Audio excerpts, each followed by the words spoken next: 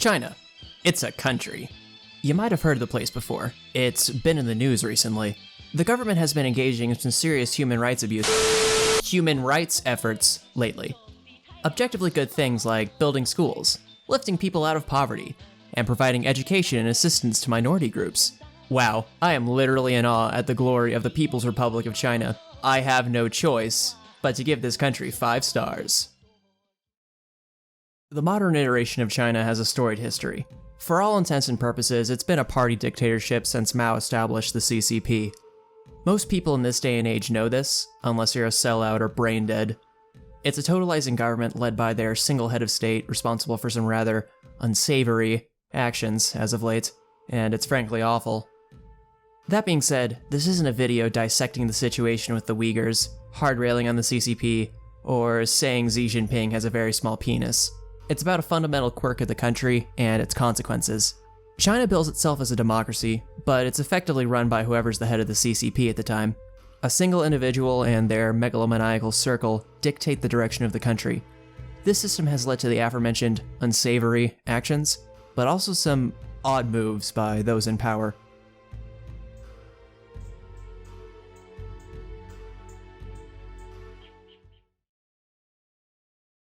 Early on in Communist China's history, efforts were made to develop and modernize their economy and society.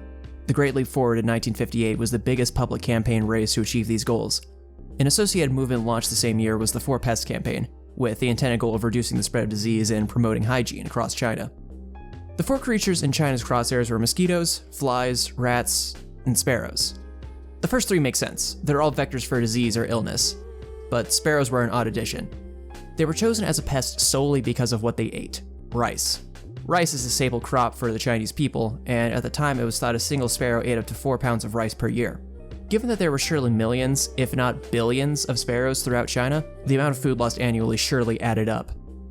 So the Chinese government kicked off the campaign. Work groups and individuals were lauded as national heroes for catching rats, swatting flies, and killing sparrows. For whatever reason, the greatest emphasis was placed on sparrows. Their specific targeting being dubbed the Smash Sparrows campaign. You had people banging pots and pans to scare off the birds and drive them to exhaustion, snipers were shooting them out of the sky, and kids were climbing trees just to smash birds' nests. One of the reasons their sparrow population wasn't completely wiped out was because a Polish embassy in Beijing kept a small population of birds and refused to let the Mao fanatics slaughter them. In total, the Chinese people managed to kill literal tons of flies and mosquitoes, millions of rats, and up to 1 billion sparrows by the end of the Pest campaign. No one could deny that the campaign's baseline objectives were achieved. Vermin across China were exterminated en masse, disease dropped, and less rice was consumed by the pesky sparrow. However, a minor issue cropped up early on. Sparrows are omnivores, so while they consume rice and various crops, they also target and eat other pest species. Since sparrows were almost driven to extinction, the creatures they ate ballooned in population, locusts in particular.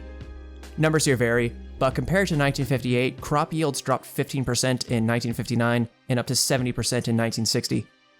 Various factors led to these crop failures, such as nationwide droughts and government inefficiency, but the fact you had a literal plague of locusts descending upon the nation of China certainly exacerbated the issue. A gentleman by the name of Zhou Xin-Cheng brought this issue to the Communist Party's attention. Cheng was an ornithologist, meaning birds were his specialty. He realized that the ecological imbalance caused by the Smash Sparrows campaign contributed to the issues at hand, and on top of that, he didn't want a native species of birds to be completely wiped out. His swift alert was met well by the CCP, and he directly assisted repopulation efforts of the sparrows. Nah, that's a fucking lie. He got labeled a reactionary, had his salary cut, and was constantly suppressed and harassed by the Red Guard. About what you'd expect, honestly. But with that being said, the issue is still presented, and it simply couldn't be denied. The CCP suspended the Smash Sparrows campaign, and bedbugs became the 4th pest to be eliminated across China. Famines persisted, both due to the aforementioned issues and because sparrow populations had yet to recover. After years of leaving the birds be and importing about 250,000 from Russia, however, the Chinese sparrow gradually recovered and refilled their ecological niche. China learned their lesson from this whole debacle and never tried to bring a species to extinction or rampantly disregard their ecology again.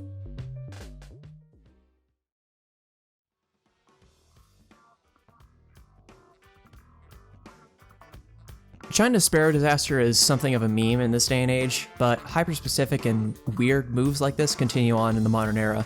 Xi Jinping just likes to ban shit. It's honestly ridiculous.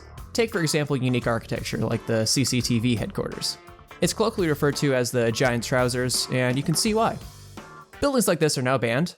You can't build giant donuts or phallus-shaped towers anymore, because they're weird. Because Xi Jinping just flat out dislikes them. Because reasons. Another fun erasure was as simple and benign as a letter. When Xi Jinping removed term limits, the Chinese net was filled with postings of N. In China, the letter N is used as a stand-in for an unknown variable. Think X in the context of algebra. People across China were curious as to how long Xi would remain in power now that there were no term limits, and were posting N to show their dismay. They banned the letter N in response. They banned the letter N. It may surprise you to know that communication is really difficult when you ban one of the most frequently used letters in the Roman alphabet, so they had no choice but to roll it back. And then you have one of the most recent regulations in China, the flat-out banning of new video games.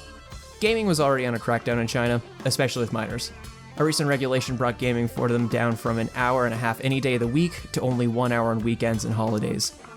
The CCP has claimed that video games are a spiritual opium and electronic drug as reasons for this crackdown.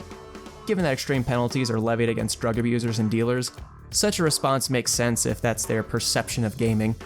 I look at this as a good thing, as you'll have fewer 15-year-old commie hackers ruining your online experience. But at the same time, blanket bans of a particular form of media is to be expected from China at this point.